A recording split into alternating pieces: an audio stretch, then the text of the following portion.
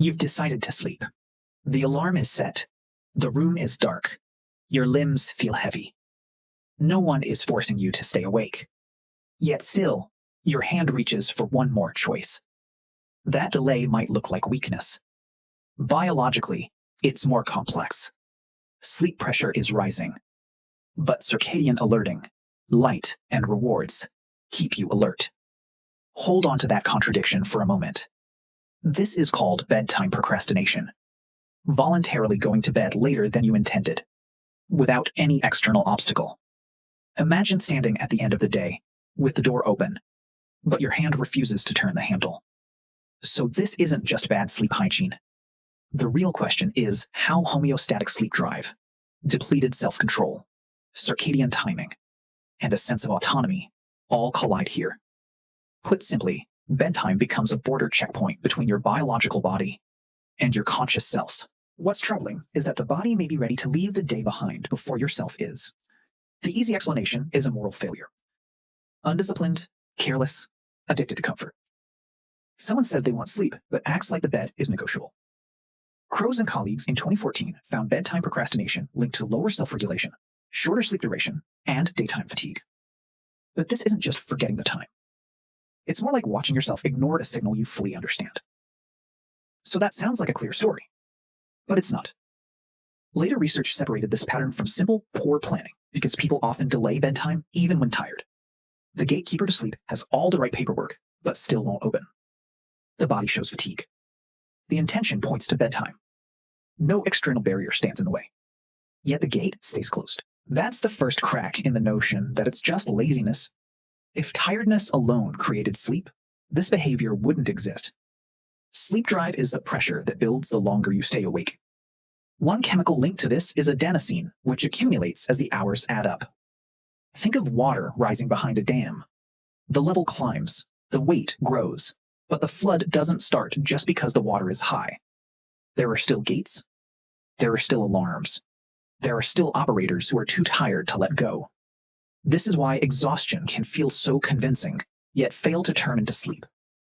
Bedtime procrastination isn't proof that sleepiness is fake. It's a biological tide pushing towards sleep, while a fatigued control center keeps hitting override. Now, put the chemistry aside for a moment. The operator in that control center relies on prefrontal inhibition, the ability to stop an impulse before it becomes action.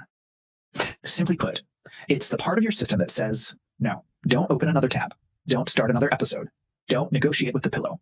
But late in the day, that stopping system isn't fresh anymore. It's already been worn down and used. The conflict becomes almost mechanically unfair. Sleep drive builds from below, but fatigue-weakened self-control must make one last executive decision.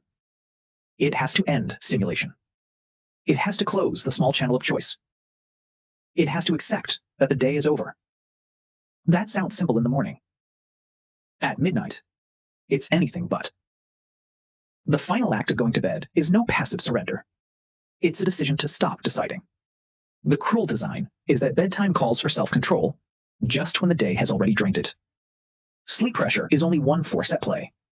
The body's timing system adds another. Each evening, the circadian wake maintenance zone creates a temporary plateau of alertness, even as sleep drive presses downward.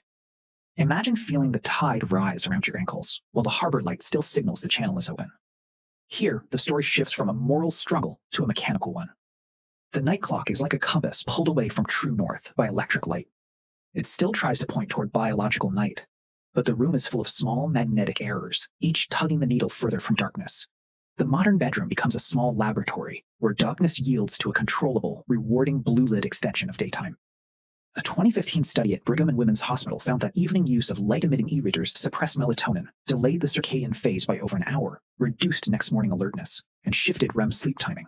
Put simply, the device didn't just entertain tired people. It trained the internal clock to behave as if night had been put off.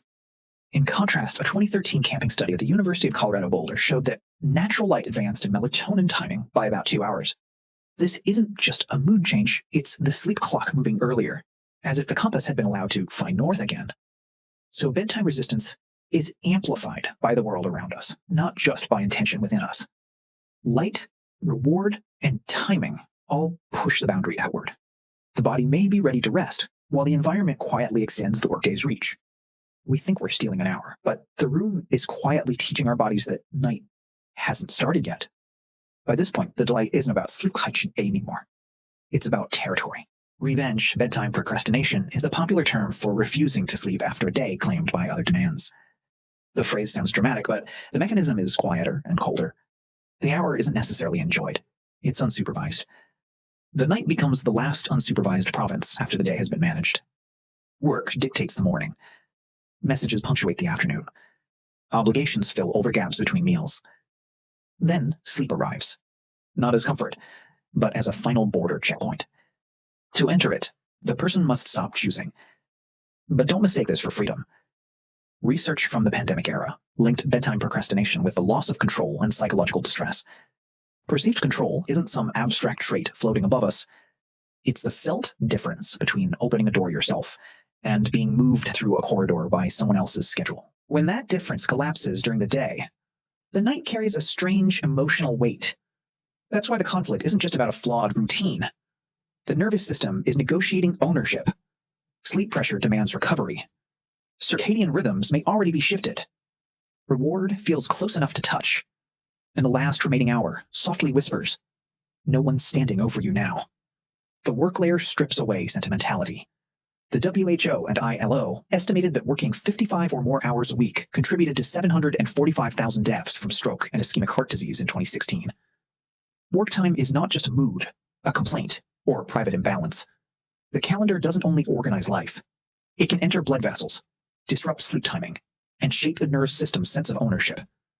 So when a tired person resists bedtime, it may seem irrational from the outside, but inside, it can feel like reclaiming a border across all day. A small province, a damaged province, still theirs. The phone offers choices, but many are arranged by systems awake long after the user is exhausted. Let the refusal linger for now, without rushing to solve it. By morning, the border hasn't disappeared. It has simply shifted.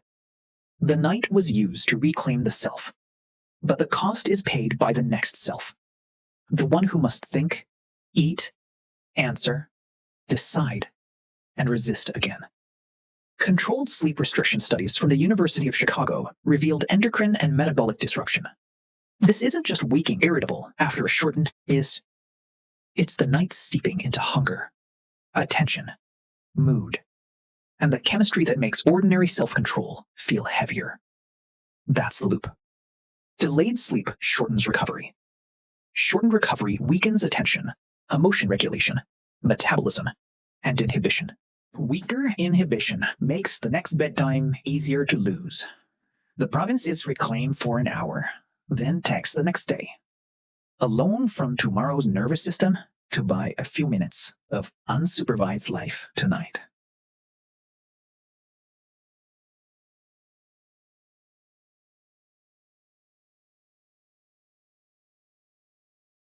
The refusal wasn't meaningless. It was the nervous system signaling that the day had taken its toll. But the price is paid by the same system that must guard the choices of tomorrow. This contradiction resolves without turning to a habitual escape. The delay serves as both protest and trap, a small act of control that subtly limits the freedom of the next day.